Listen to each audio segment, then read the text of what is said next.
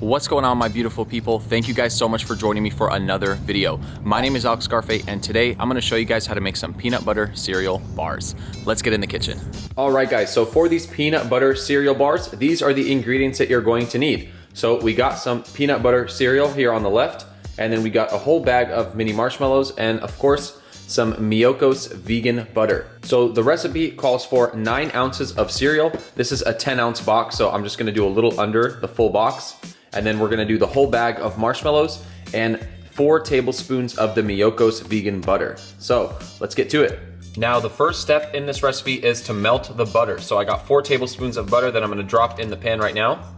Now once the butter is melted, we wanna add the 10-ounce bag of the marshmallows. And now you just wanna stir this together until the marshmallows start to melt down. So give it about 2 to 3 minutes and you'll see the marshmallows starting to melt. As you can see, it's actually already starting to happen.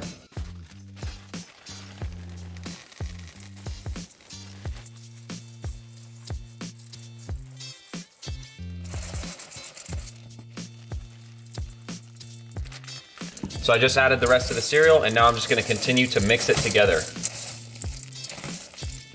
All right, guys, and once you have all your ingredients combined, you wanna go ahead and put it into a baking pan.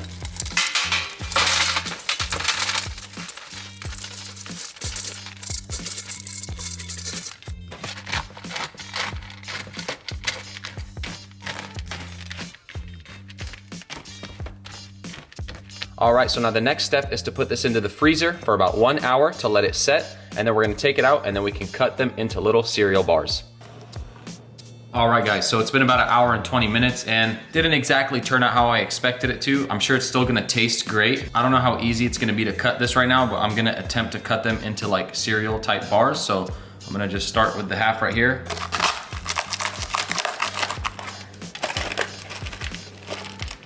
So it's kind of like a bar.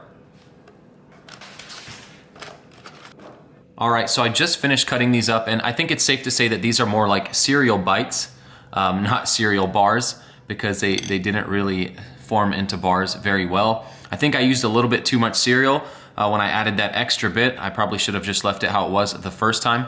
But nonetheless, I'm sure they still taste delicious, and instead of bars, we got little cereal bites, so they're a little more fun. And I got a bunch on here that I just cut up from the bigger chunks. So let's give this a taste test.